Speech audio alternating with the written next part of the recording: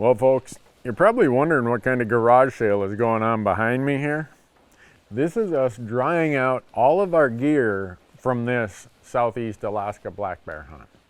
And I just want to give a little bit of thought and consideration to hunting in Alaska in general, and maybe even northern Canada.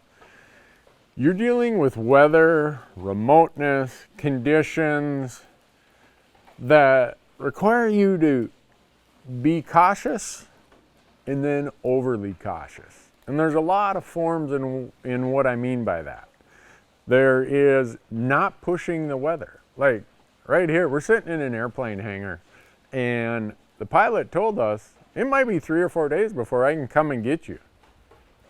Well, guess what? That's just life. You better have the things you need to hang out there for that extra 3 or 4 days. And sometimes they'll say, look, we can't get in today. Well, guess what? That's life. Don't be pressuring them. Don't be pushing the envelope, because Alaska is one of the most unforgiving places in terms of terrain, remoteness, weather, conditions. You have to be ultra cautious when it comes to that.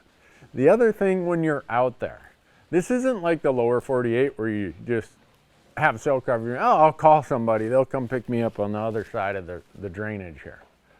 No, you can't take unnecessary risks in Alaska. Because a lot of times you'll do everything right, and the weather and conditions and terrain will screw you up anyhow and put you in a tough situation.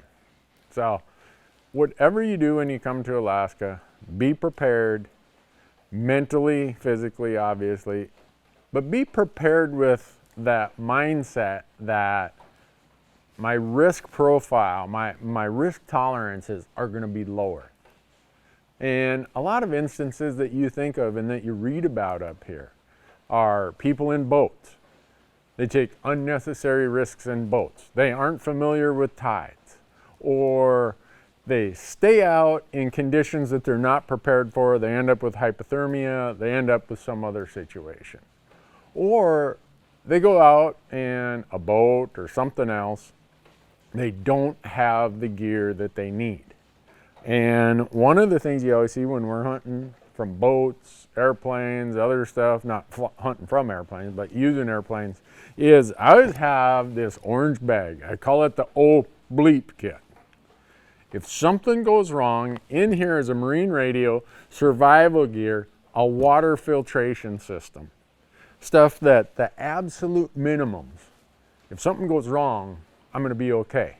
When I beach that boat, the first thing that gets put on shore and hung in a tree is this orange bag. That way, if that boat floats away, something happens, the boat won't start, all my stuff I need to live isn't back at camp. There's the old saying a lot of military guys say, 1 is none and 2 is 1. No place is that more, no place would that be better advice than Alaska. And right here, you know, we just got in soaking wet. The temps were in the 40s. If you didn't have the right clothing, the right gear, the right tents to stay dry and get dry, hypothermia is a serious issue. And then you look at the mountain goat hunts, the sheep hunts, the moose hunts, the big bear hunts. Alaska has a ton of adventure, but it has a ton of risk. Know where the margins of that risk are and shrink it a little bit. Don't take that risk that maybe you would have taken if you were in the lower 48.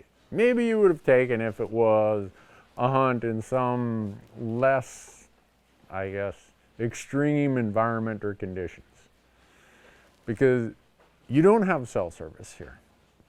We were just talking to some Coast Guard guys. There's some Coast Guard guys based here, but not all of them do search and rescue. And a lot of times, it's 2 or 3 hours before they can get there to you. If you're lucky, if the weather allows. So, whenever you come to Alaska, play it a little safer, have fun. It's an amazing place, but don't be one of those people that we read about that pushed the envelope and paid a price.